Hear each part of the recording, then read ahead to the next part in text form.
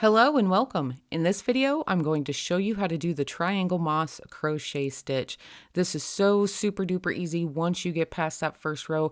It consists of single crochets and chain ones, just like the moss stitch, but we're going to be working in a triangle. My favorite thing to do with it is to make shawls with it, and I love a big triangle shawl. All right, so let me start with showing you how this is constructed. You are going to start at the flat end of your triangle, and it is going to grow up towards the tip of your triangle. So typically a moss stitch is single crochet, chain one, single crochet, and that's how you're going to work this. But as you get up towards the peak of your triangle, it is going to be a single crochet, chain two, single crochet.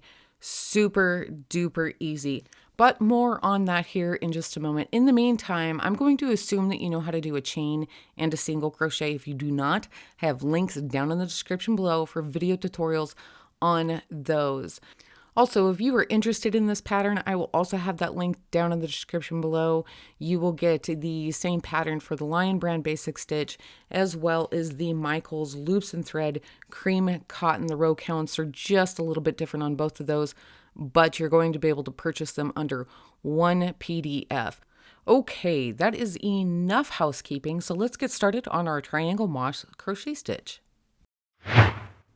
All right, for row one, we are going to start with a chain four. You can do a magic ring for this. I prefer the chain four because it kind of gives you a little bit of a flatter edge.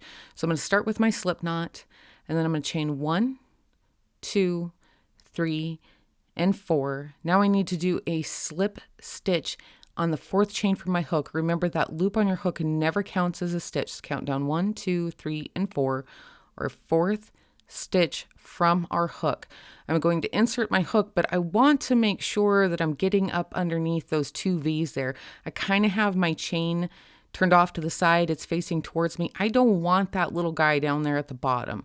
I want the two bars that are running across the top there. That's where I want to start my slip stitch. So I'm going to insert my hook, making sure I get up underneath those two loops there. You can see them right there. Now I'm going to yarn over, pull up a loop, then I'm going to pull that loop through the one on my hook to make a slip stitch. Then I'm going to get my tail out of the way here. I will crochet over the top of that, but I'm also going to weave it in. Now we're going to start working in that ring. For our first side, we need 3 single crochets and 2 chain ones before we get to our peak. So here is our first single crochet.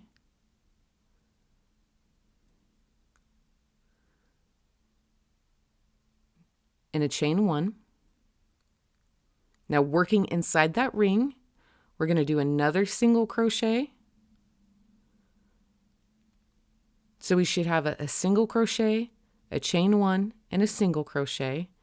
Now another chain 1, and again working inside that ring, a single crochet. And this should take us to our peak. So just so we're clear, we have a single crochet, chain 1, single crochet, chain 1, single crochet. Now let's chain 2 for our peak. And again, working inside that ring, let's do another single crochet. This is going to mirror what we just did for the second side of our triangle. Chain 1, single crochet number 2, chain 1, and our third single crochet for this side. Okay, that is going to finish row 1. Make sure you have 3 single crochets separated by 2 chain 1 spaces, the chain 2 for your peak, and another 3 single crochets separated by 2 chain 1 spaces down the other side. You're good to go. I know it doesn't look like much right now. Hang in there with me. We'll get there. Let's move on to row 2. All right, row 2 is the hardest part of getting this started. If you can get past this, it is smooth sailing. So I've chained 1, and now I'm going to turn. Let's take a look at this real quick, because this is really important. See those 2 vertical bars right there? That is 1 single crochet. In between that and the next set of vertical bars is a chain space. So chain space, 2 vertical bars, single crochet. So as long as you can keep those separate, you're going to be good to go. So the first thing we're going to do is a single crochet in that single crochet from the row below. This is what's going to help us grow our triangle. And then we're going to chain 1, and then working into that chain space from the single crochet that we just did, we're going to work another single crochet. This is just like you do with the moss stitch. You put your single crochet in your chain 1 spaces. So single crochet, now chain 1, skip the next single crochet, and in the next chain 1 space, so there's our vertical bars, our set of vertical bars. There's the next set of vertical bars, and in between that, we have our chain 1 space. So we need to work in that chain 1 space with a single crochet. Now we're going to chain 1, and because this is a short row, that's going to take us to our chain 2 space. So we can see those vertical bars for that single crochet, skip that, working in that chain 2 space, do a single crochet, a chain 2, and another single crochet. If it helps you with your chain 2 spaces, put a stitch marker in it, and that'll help you keep track of it. The bigger it gets, the easier it's going to get. So I'm going to chain 1, skip that single crochet. There's my chain 1 space, and do a single crochet in that space.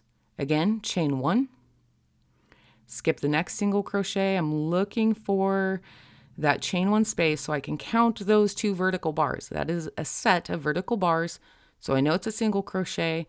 So I know right next to that is going to be my chain 1 space from the row below. So I'll work my single crochet, chain 1, and just like we did on the other side, I'm going to work in that single crochet from the row below. Do not skip this. If you do, you're not going to be able to grow your project. It's actually going to end up lopsided. So make sure you're getting in that single crochet and doing your single crochet. And then I'm just going to chain 1 and turn, and from here on out, I'm going to repeat row 2 for the rest of my project. All right, I want to show you row 3 real quick because it is going to get easier to see from here on out. So the chain 1 spaces become much more visible after row 2. So here's a single crochet in that first single crochet, chain 1, work a single crochet in the chain 1 space from the row below, chain 1, skip your next single crochet and work a single crochet in that chain 1 space from the row below, chain 1, and you're just going to continue to rinse and repeat row number 2 until the end of your project. Also, I'm not going to show you how to change colors on this, folks. If you're not sure how to do that, do be sure to check out that single crochet video linked down in the description below. That will walk you through it. And that is it, folks. We are done. We are good to go. If you missed anything, feel free to go back and rewatch. I will have a link down in the description below for written instructions, as well as links to this pattern in the Ruby Grace shop. Thanks so much for stopping by. Love your face.